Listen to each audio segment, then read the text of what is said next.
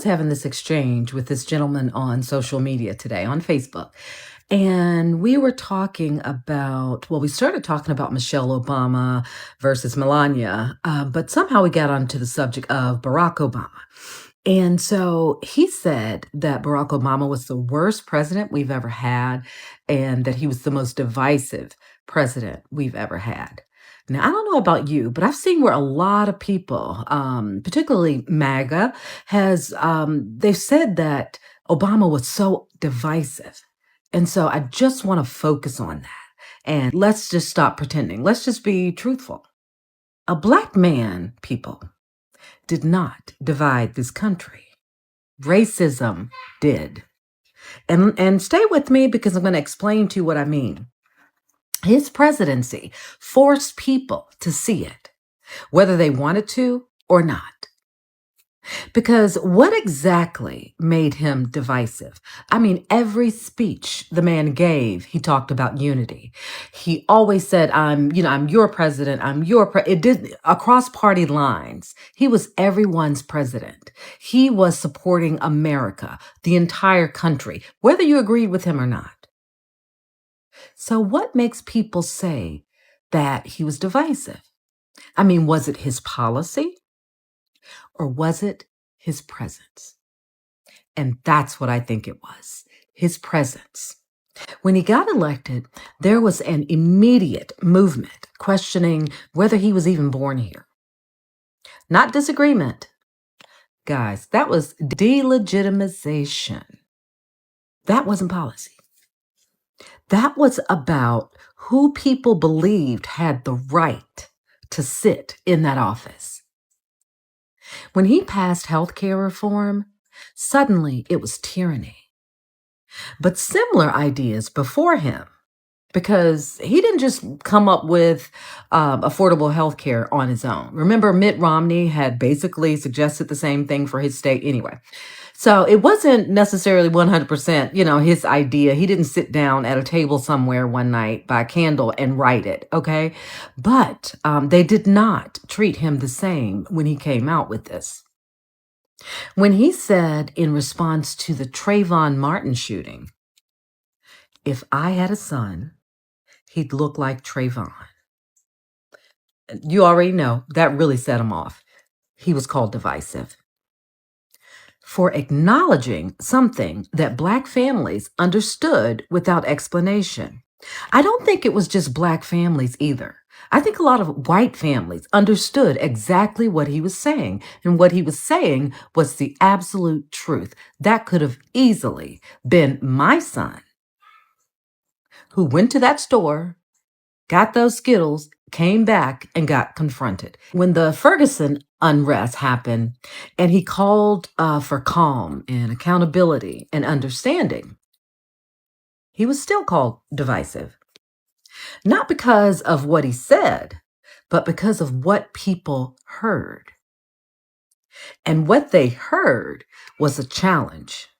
It was a challenge to the version of America they were comfortable with. So let's be honest. Divisive became a code word, a way to say, I don't like what this represents. Because a lot of people were fine with the idea of equality until it looked like him, until it had power, until it couldn't be ignored. So no, he wasn't the most divisive president. He was the moment this country had to confront what it had been avoiding for a very long time. And instead of dealing with it, people blamed him for it. Not because he divided the country, but because he exposed how divided it already was. What do you guys think? Do you agree? Hey, I'm up for debate. Post in the comments. You always gave us the I'm always open to traveling for food, so I'm going to travel to get all my beauty supply needs. She got a sign that says welcome. That is the owner. There are no words to express. That's the owner. How proud I am of the way you showed up. Yes, and tell us the name of it. Show up every single day. It has been an honor to be by your side. And so, yes, let me just say this to you guys. Not only is it a beauty supply store, but she also has a station for like braiding. And I hope she you know, has all of these. Look at this, guys. there is truly no higher calling. So everything. I don't know about you guys, but every clip that I'm seeing of the Obamas today, I'm crying. Every single one. It's ridiculous that I am literally crying, so moved.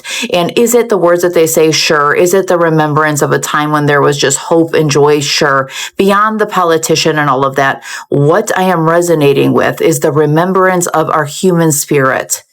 Genuinely, the quiet force of our human spirit is hope. So in the darkest of nights, it is that quiet force that remembers that dawn will arrive. So may we recirculate that type of messaging over and over and over again, because very quickly we are reminded that we are always better together than apart. Former presidents from different political parties stood together. But guess what? Trump never appeared. Trump trashed it. Right? Because remember what he said? He said that the Obama Presidential Center, it's a disaster. I mean, look, President Obama, and if he wanted help, I'd give him help because I'm a really good builder and I build on time, on budget. He's building his library in Chicago. It's a disaster. And he said something to the effect, I only want DEI, I only want woke. He wants woke people to build it. Well, he got woke people and they have massive cost overruns. The job is stopped. I don't know. It's a disaster. And I don't like that happening because I think it's bad for the presidency that a thing like that should happen. It looks bad. Obama would have asked him. Just in case you were wondering how upset or jealous Trump must be of Obama's presidential library in Chicago, here's just a tiny example that may give us a glimpse into how he's feeling. Trump posted to Truth Social this AI-generated image of the Obama Presidential Library. He writes, the Barack Hussein Obama Library in 10 years when fully matured. Talk about an immature temper tantrum, but you shouldn't throw stones when you live in a glass house, even if it's a glass White House. Because we don't have to wait 10 years to see Trump's projects turn into living nightmares that we, the American people, paid for. For example, look at what he did to the Lincoln Memorial reflecting pool. That didn't take years to destroy, no. Trump did that in a matter of weeks. Not only did the pool get covered in algae, essentially making the reflecting pool green, but that blue paint that Trump was so adamant about is now chipping off in the reflecting pool. I wonder how much that's going to cost us, the American taxpayers, to repair. I never thought that paying for Trump's swamp would be on my 2026 bingo card. Alas, here we are. Instead of him draining the swamp like he promised he would, he's just creating swamps on our dime. So what? The MAGA group and Donald Trump got very, very angry. How did he invite other former presidents? Not me. Let us watch the space. That disproportionately affects our most vulnerable society. A higher national debt raises income taxes, sales taxes. It reduces the government's ability to respond to the recession that we're inevitably going in. It reduces the government's ability to respond to national emergencies. There's an attack happening on our democracy as we speak, and it's an inside job.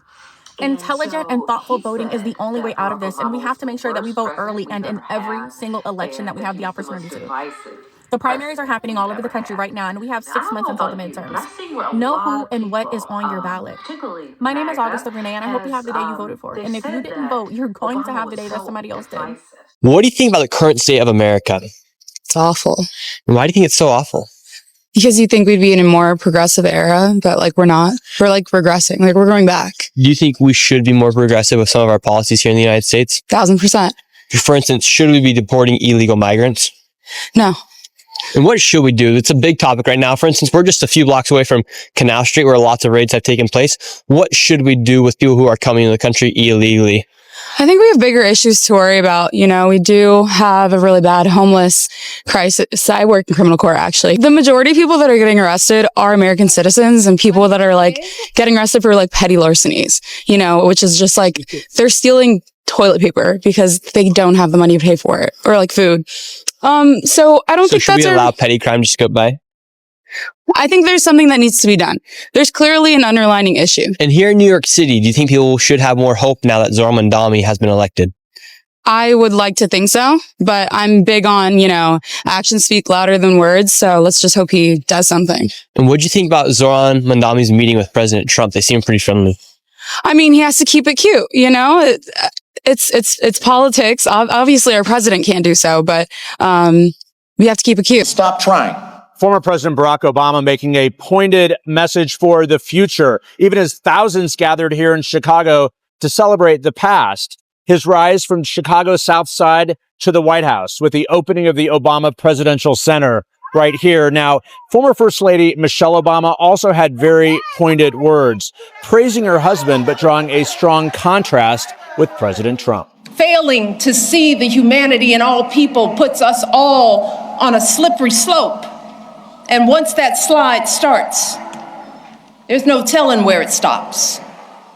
A dangerous precedent that flies in the very face of our faith and of the founding promise of this democracy, that all of us are created equal. Of course, President Trump was not invited to be on stage with other former presidents like Bill Clinton, George W. Bush, Joe Biden.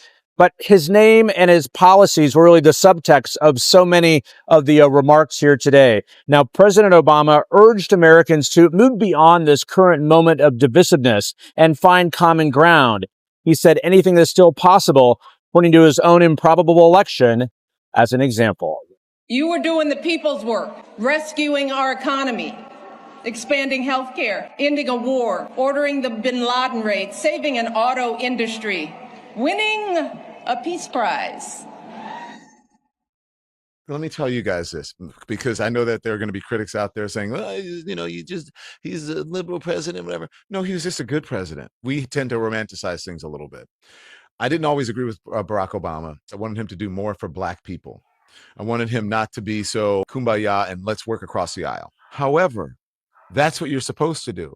He never called us stupid. He never lashed out at us. He understood that there was an adversarial relationship with the media that you should have, and not everything is roses and you're not going to love everything that the media says about you. They did not talk about his name, but they criticize his ideas.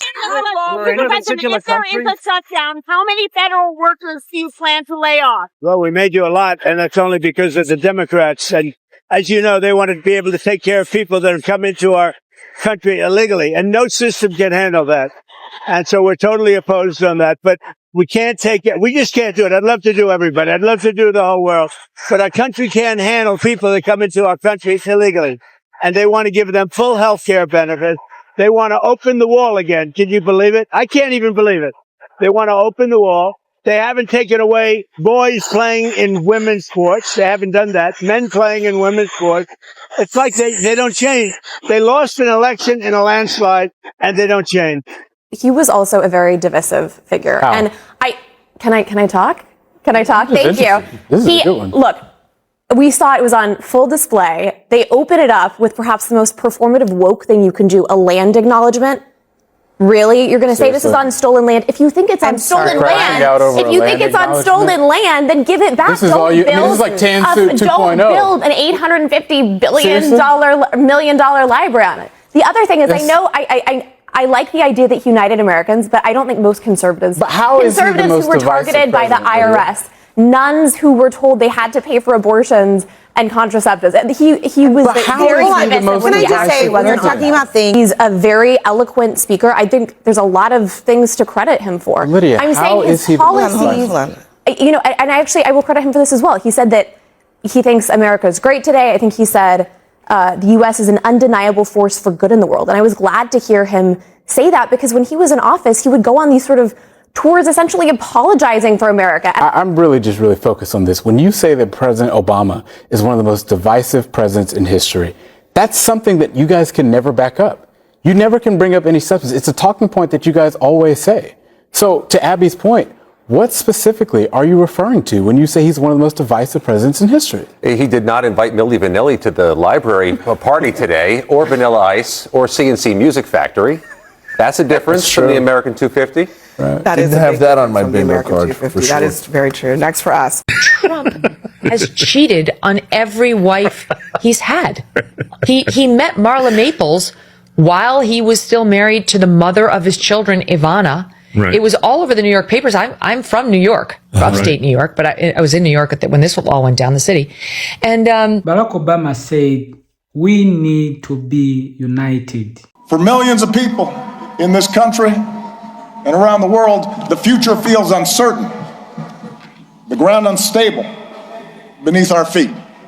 It's tempting to give in to cynicism and even despair. MAGA group and Donald Trump got very, very angry.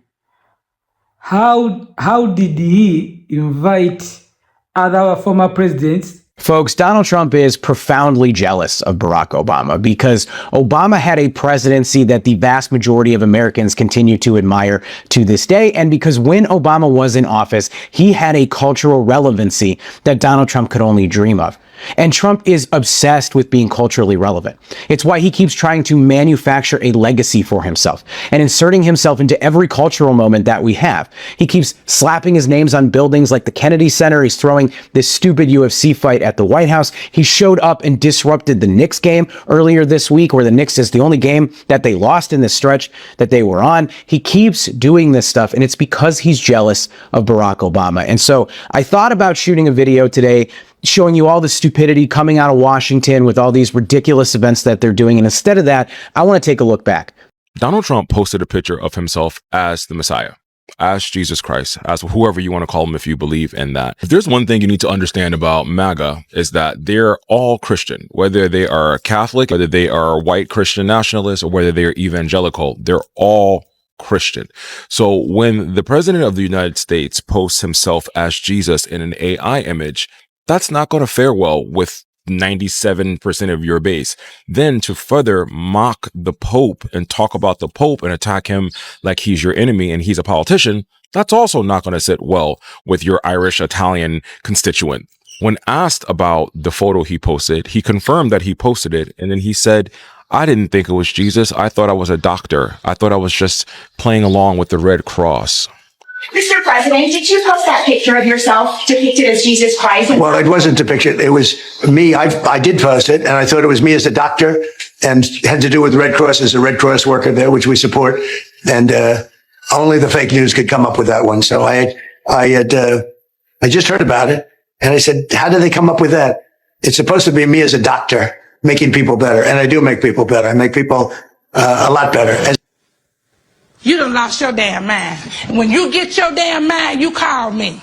Trend that we're on, a slippery slope of Donald Trump losing his base. First step was the war. Second step was gas prices being through the roof. Third, he went online and attacked Tucker Carlson, Megyn Kelly, and all of the people. And now he's mocking Jesus, calling himself Jesus, basically like he's the Messiah, and making fun of the Pope online. Not making fun of, attacking the Pope online. This comes on the heels of America having one of the worst negotiations with Iran basically getting everything they wanted in the ceasefire. They're making billions of dollars. America unfroze billions of assets that they had. They're making money off every ship in the Strait of Hormuz, yet the president is sitting here lying about winning the war that he started. He said that America is going to create a blockade to block the blockade that Iran already started. The thing that has always killed me about these people is that they believed in Trump for racism. They only believed in him for racism. It was only for the white nationalist identity. It wasn't for religion. Trump's not a religious person. And now he's mocking your religion. And now you're mad. But you guys voted him in. This is what you voted for. And that's what's happening today in the world.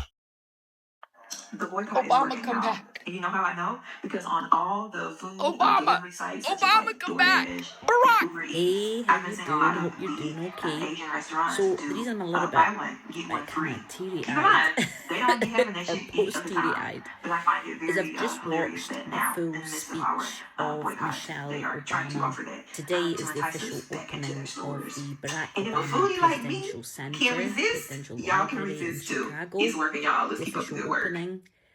And I've just watched the full. Okay, you know I don't support everybody, but I was looking for a black-owned beauty supply store, and y'all, we found one. A few things happened. This is it right here. Now, I did have to travel a minute to get here, but that's okay. I'm always open to traveling for food, so I'm gonna travel to get all my beauty supply needs.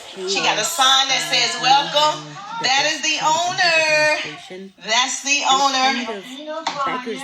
Yes.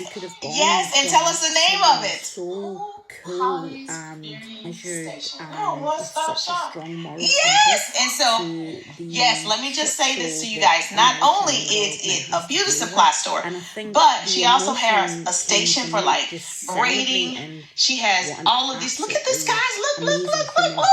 So everything that you've been wanting, looking for, look, it's all right here. And you know what? She said she's been here 20 months or so. So listen, pretty people. And I have Michelle's book as well. We know about all of this. Now, of course, follow the and so we have a variety of course, lace front wigs. Look at this. Woo-hoo. Oh, and she also has where she's going to have brows. So if you know someone's skincare, everything, a one-stop shop. And I'm so excited. I found this location. I was on TT looking for something like this. Let me flip the camera.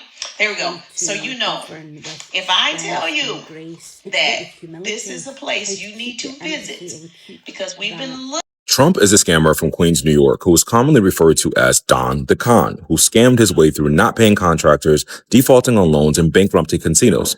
A man with multiple baby mamas and a daughter he refuses to acknowledge. So it's no shock to me that he hired a fellow criminal to redo the reflecting pool. This is the man whose company was hired to do the reflecting pool. And no, it isn't a Halloween costume. I beg your pardon? His name is John J. Carafo and is a wealthy Republican donor whose firm, Greenwater Services, was awarded a $1.7 million no-bid contract to install a water purification system in the Lincoln Memorial reflecting pool. To no surprise, he's a felon and previously pleaded guilty to federal conspiracy and bribery charges in 2001. So the pool was supposedly painted and fixed, but days after they filled it back up, the water turned a toxic pea green. And the $14 million blue sealant started ripping apart and floating to the top. Right now, Park Service crews are literally out there in boots, dumping hydrogen peroxide into the basin, trying to kill the bloom. The excuses are wild. Trump blamed it on vandalism. What?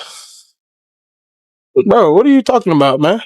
Now, the contractor is saying that the green water actually means the technology is working because it flushed out decades of old algae out of the pipes. Why